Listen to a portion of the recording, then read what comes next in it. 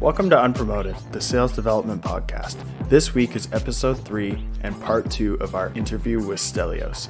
This week we talk about what he learned in sales development that he carried into the account executive role and the strategies he took to prepare for that promotion. So let's get into it. Like transitioning over, we've talked about how to start out of the gate strong. And now obviously you're an account executive. You're closing deals. And so what I wanted to talk to you about was making that jump. Like you transitioned from a sales development rep to an account executive. I mean, the bigger question is, how did you make that jump? Maybe you can highlight a few key things that helped you start to prepare for that role. So again, let's take a step back. You have to look at, being intentional. And when the minute I got into my SDR role, I'm the type of guy that's like, okay, what's after this, right? Because if there's no progression and there's no target, you're not really working towards anything. So, once I talk to my peers, I'm like, okay, great. Like there's this role. Okay, what's the next role? What is our aim here? So again, if you want to make like a list from like A to Z or A to Z, it would be, you start out as an SDR, and Z, you end up becoming like a strategic account executive that, deals with, multi-billion-dollar companies. Okay, so what do I have to do to get there? So, whether that's, looking and mapping out your progression between, what it takes to get from A to Z. So, whether that's becoming a senior BDR, whether that's, going into a management role for BDRs, again, any of those leadership roles within your team, and then, making that jump and, learning who to talk to, right? So, I was pretty successful, in that, again, I come from a very positive work environment where, once I became a high performer in my current, at the time, my current BDR role, it was very common for, managers to start having those conversations with you to say, hey, look, you're doing very well. If you keep this up for X amount of time, it's a very realistic goal for you to get to the other side, which, would be, account executive land. So, it was very nice that again, I was very fortunate.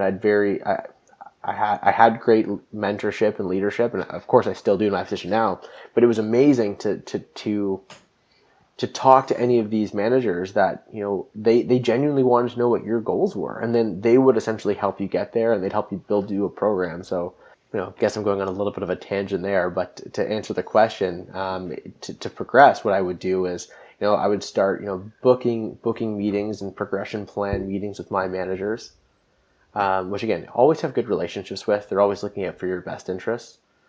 So booking time with them, and then even going and getting coffee with the manager of the job that you want. So if there's an account executive manager, let them know that, you eventually want to be under their management. Your ultimate goal is to get onto their team, and ask them what they think you should be doing to prepare for that role. Because who better will know what they are looking for than them? So, one thing that, again, made me successful was, I made sure to build positive internal relationships, and, go over to the account executive manager that, that would eventually be on their team, and ask them, what do you think I should be doing to prepare? What would you like to see? And again, I was very fortunate, and, I remember, the account executive manager that I was looking to jump onto their team and make that leap, they told me, they're like, look, I want you to go listen to this AE call, and this AE call. And I want you to go through it and write down what you liked about each one and what you didn't like about each one. And then, that'll give me a good time to, to really see where, to see where I was at in terms of understanding the sales cycles, and, being able to identify whether it's like, good strategies, bad strategies, and things like that. I think that's the biggest piece, is having that conversation right at the beginning where you make it known, like, this is where I want to be. And just sort of being honest in that conversation, being like, I know I'm not ready right now, but I want to take the steps to get ready. And so you're building notoriety. You're letting the person know that I want to be on your team. I just need to know what to work on. Like, can you give me some guidance? Can you point me in the direction of things I should work on? So when that time comes, like, I'm a no-brainer. Mm-hmm. But the thing is, and this is where I find that, some people struggle with. So many people in the, let's say in the BDR role are, I wouldn't say delusional, because I don't mean it in a negative way, but they're not self-aware enough to realize that they're going down. If their performance is negative, their attitude is negative, or, any of the other intangibles, then how do they really expect to make that jump to the other side? So so many different aspects are looked at, especially when you're looking at doing an internal promotion. Doing an external promotion is so much different, right? Like, you're only selling yourself to them and an external director, an external manager. But when you're doing those internal jumps, there are so many different aspects that are looked at, right? Whether it's like, again, not only is your performance, that needs to be there, of course. If you're going to make that jump into a promotion, but you also need to have all of the intangibles. You need to have that positive attitude. You need to be a team player. You need to be a natural leader on your team. So again, that's why it's very important to not only, communicate with the manager that you're currently working with, and be very honest with, where you think you are and where you need to improve, as well as building those relationships with the managers that are on the other side, because again, they're going to be looking at things from a completely different perspective. And in some cases, some of the values may even conflict, which is where, I see a lot of people struggle. Yeah, I couldn't agree more. Like, you have to make yourself presentable internally, and obviously there's a lot to unpack there. But you're right. If you have a negative attitude, if you're not putting in the work, if your numbers aren't there, like, any of those things can work against you when you're having those conversations. And I guess that sort of it leads me to a question: how do you know when it's the right time to have that conversation? Because for me, it was always like, is this too early? Is it like, am I really ready to start this conversation? Or the other side of it is like, you don't want to miss your window. So it's like, how do you start? Like, when do you know you need to start having those conversations? It's a good question. So I guess it's kind of twofold, right? So it's like, when do you think you're starting? When do you think is the best time to start asking those questions, versus when you think you're actually ready to move up? So I remember the key differentiator between what I feel like when I was ready to move up versus when I wasn't. And I hope I articulate this well. But when I wasn't actually ready, I thought I was. And I was like, I know everything. I'm going to go in there. I'm going to absolutely kill it. I know our product inside and out. And, how ignorant was I back in the day, right? I was so ignorant to the fact that I didn't know what I didn't know. Where I knew I was ready when I had kind of maxed out my position and I was successful at, every respectful revenue tier. I was very successful in kind of all aspects of my current job, but I felt like I was kind of tapped out. I was like, okay, well, now I know where I am. I know my environment. I'm clearly the leader on my team. And I felt like my ability to grow in my position was getting smaller and smaller. And I was just looking for more, and I feel like I'd really tapped out. I feel like I'd really absorbed everything I could from my immediate surroundings. Once I knew that, I knew that I needed to go into a different role, because, I always wanted to learn, I wanted to grow, and I felt like my growth was almost stunted until I moved on.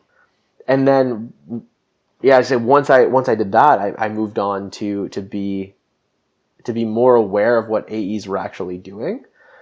And once I was looking at, I guess, their day-to-days and, their call flows, and it's a lot more sophisticated. Once I was hyper aware, I realized that I really had no idea what being an account executive was actually like. Even if it felt like I did from the other side, once I actually got there, I see it even more now. The more you progress, the less you realize you actually know. I've heard that a couple times. Like people that I've spoken with, they've made the jump, and the comment is always along the same lines. It's something like, I thought I knew what I was doing until I had to control a discovery call. Mm-hmm. And so, like, it's a very common theme. Like, that's the first thing that everybody gets stuck on. Obviously, that's the first thing you do. Like, I remember you and I were talking, we're going out for dinner, and you're like, I was in control of this call and was almost speechless. Like, I just was in awe of the moment, kind of thing.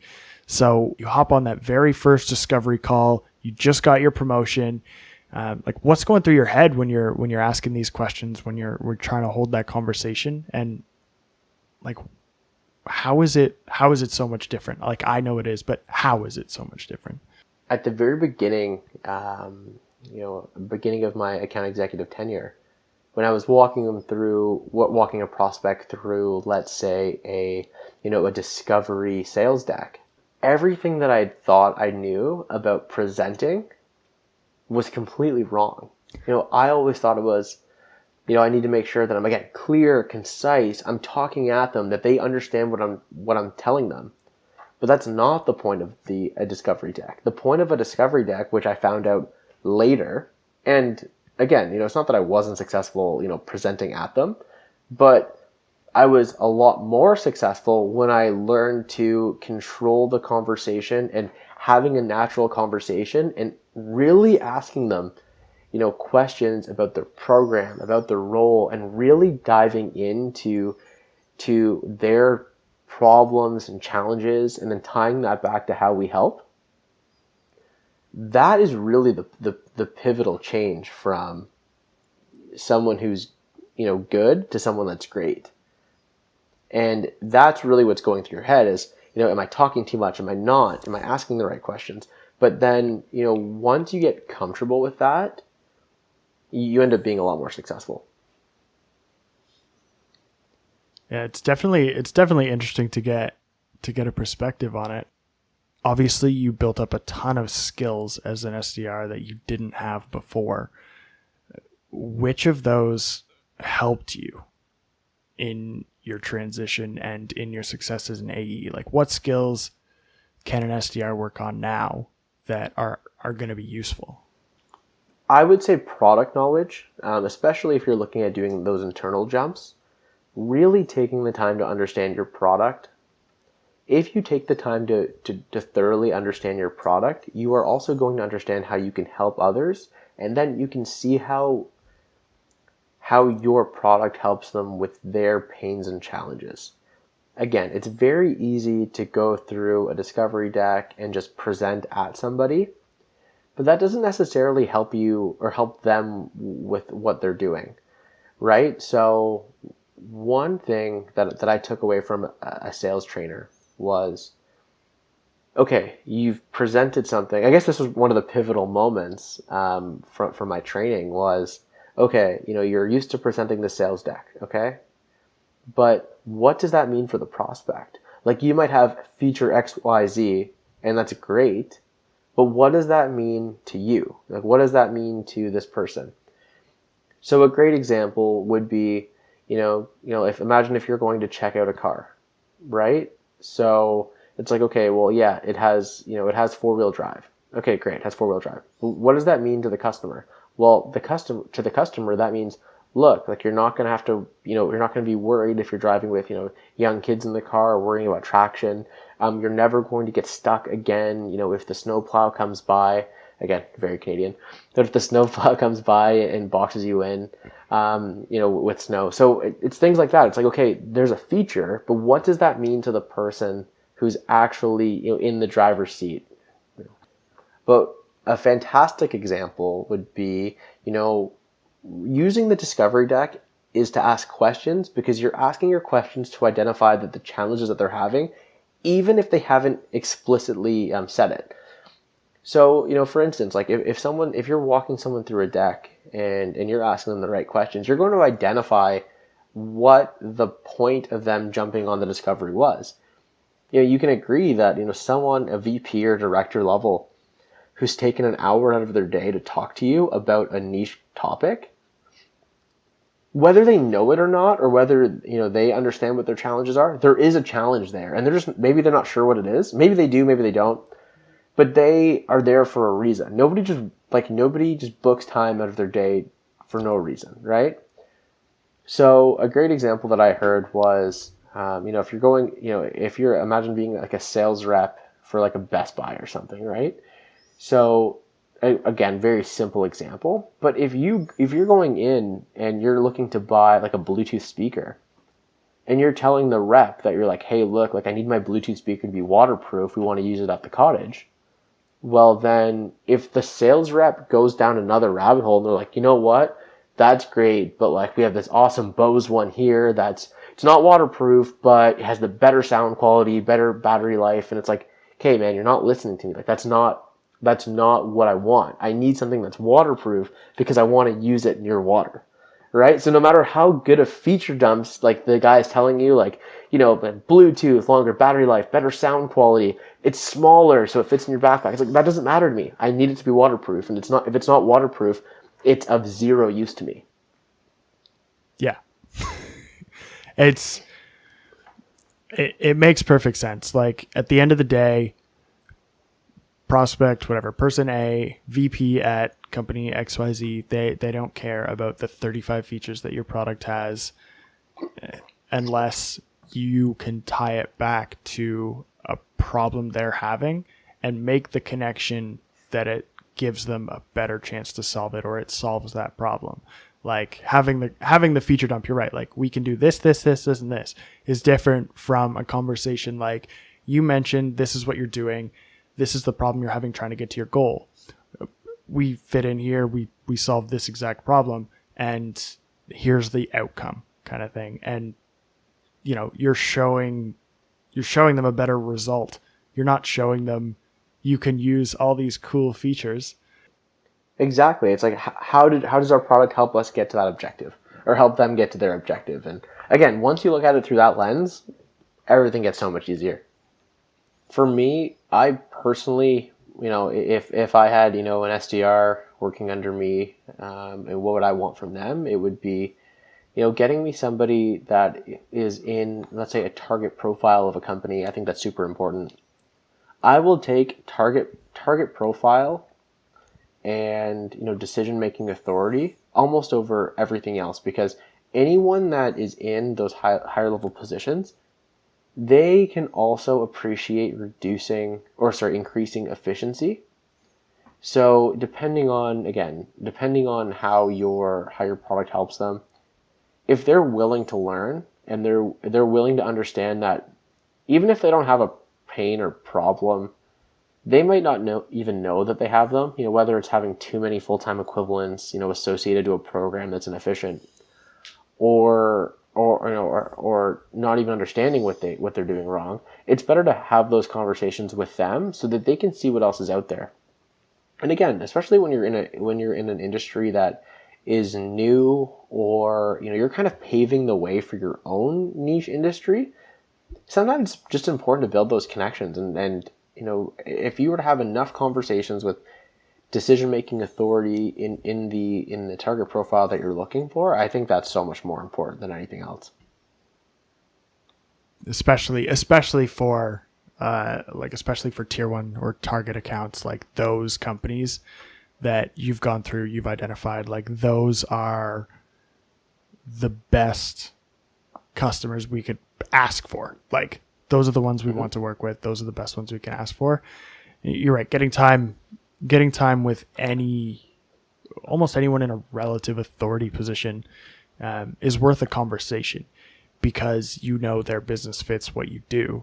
So, I mean, and whether it's a problem now or it's a conversation that leads to a relationship for when that problem occurs, you still need to be having those conversations. Exactly. And again, it's pretty subjective. I know others that would rather have, have a prospect absolutely bleeding pain with a problem and no authority because they're like, we can get authority later. Don't worry about that. But what challenges are you having? Which again, it's all subjective, and it really depends on, what you think is the best solution for you, because again, every account executive is different. Every SDR is different. Your tonality, your business acumen, it's all relative, and it's important to know where you do well. And of course, don't just focus there. It's important for you to identify whatever gaps that you're having, but if you focus on, where you do the best, then you're going to be successful. Yeah. I know we're coming up on time here. So this has been so awesome to have you on here.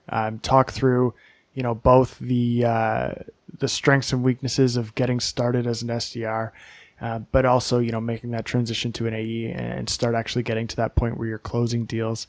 If you had to give, any piece of advice to someone who is prospecting, cold calling, and they're thinking, I want to start making that jump.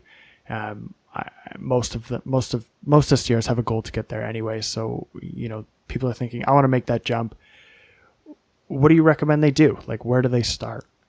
It's funny that, this is something that I took from Corporate Bro, one of our one of our idols in this niche industry. But I would say really it comes down to outperforming and outlasting, right? There's so many of my peers that I've worked with that I've just left too early because they felt like the grass was greener somewhere else, or they've made that jump too early where they were like, what, I've been in this role for 6 months. I'm ready to start making the big paychecks. I'm ready to make the jump. When really they're definitely not. And then they try to go somewhere else, and then they're not going to be ready. And instead of just waiting out, whether it's your year and a half, even 2 years in complicated sales cycles, that it's important to take the time, learn, and become a master of your craft. Don't just jump to another side, because you're going to end up burning so much more time and then having to repeat the whole process over again. You're better to refine your skills where you are, take the time, and of course it's going to be frustrating. It's frustrating for everyone, but it's so important to take the time and do it right. Do it right and do it once, instead of, trying to jump around in the industry and try different products and under different management or different companies. It's just not the way to be. Yeah, it's a tough road to take. So outperform and outlast. That's Yeah, I remember you posted something like that, and I just started laughing. Okay, you've dropped so many knowledge bombs. If people have questions, if people want to connect with you, this is probably your ticket to fame. Where can people get in touch? definitely not. But if anybody ever wants to reach out, my full name is Stelios Banalopoulos. I'm sure it'll be posted here. Feel free to hit me up on LinkedIn if you have any questions, or if you want to dive in deeper or any advice, feel free to message me there. Thanks for listening to this episode. For more information, go to the link in the description to go to our show notes page. If you like our show, make sure to subscribe on Spotify, Apple Podcasts, or wherever you listen to your podcasts. We look forward to seeing you next week.